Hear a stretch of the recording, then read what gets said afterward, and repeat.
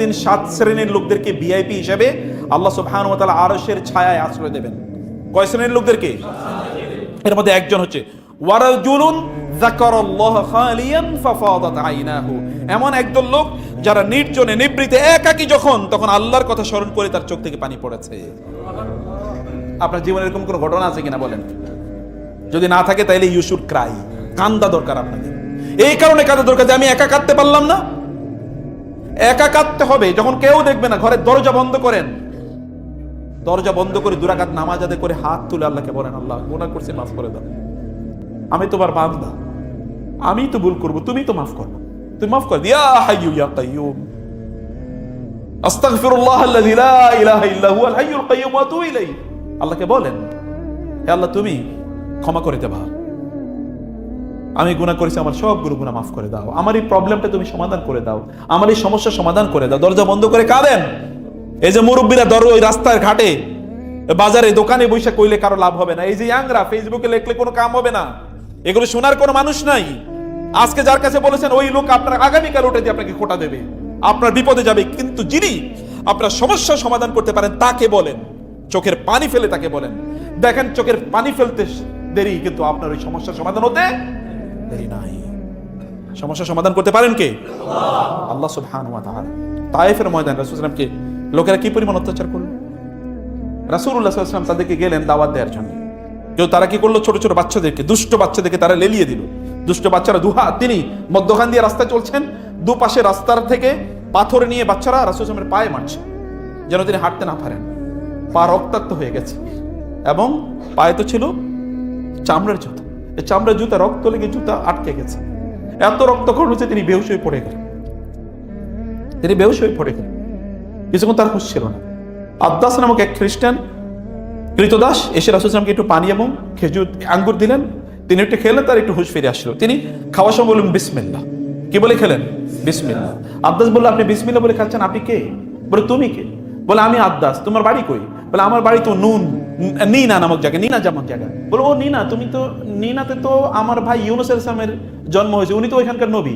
বলে আপনি তাকে চেনেন? বলে কেন চিনবো না, আমিও নবী উনিও নবী, আর আমরা নবীরা ভাই ভাই। বলে আপনি কে? বলে আমি তো নবী, আল্লাহ তাআলা এই উম্মার জন্য আমাকে পাঠিয়েছেন। বলে তো আমি তো আপনারই খুঁজতেছি।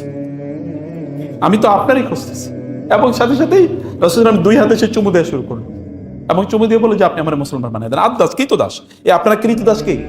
একজন আছেন নাকি এখানে কৃতদাস? একজন আদ্দাসের সমান হতে পারেন না আপনারা? আমরা মুসলমানদের আমাদের ইমানের লেভেল দেখেন।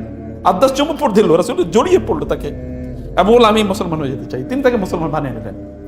যাই হোক, এরপরে এখানেই জিবরিল আলাইহিস সালাম আপনার পাহাড়ে ফেরেশতা আসলেন এবং বললেন, ইয়া রাসূলুল্লাহ, আল্লাহ তাআলা আমাকে পাঠিয়েছেন আপনার কাছে অনুমতি নেওয়ার জন্য। এই যে এই দুটো পাহাড়কে আপনি অনুমতি দিলে এই তায়েফবাসীর উপরে পাহাড়কে আমি ছুঁড়ে ফেলবো এবং এদেরকে একেবারে মাটির সাথে মিশিয়ে দেবো।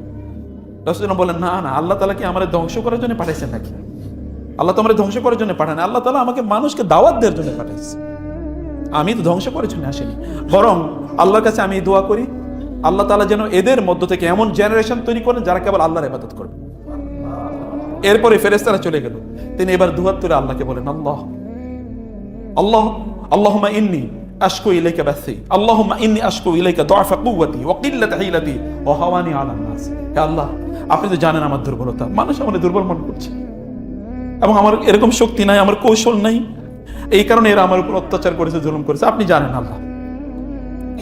হে আল্লাহ, আনতা রাব্বুল আরহামুর রাহিমিন, আনতা রাব্বুল মুস্তাদআফিন, আনতা রাব্বি।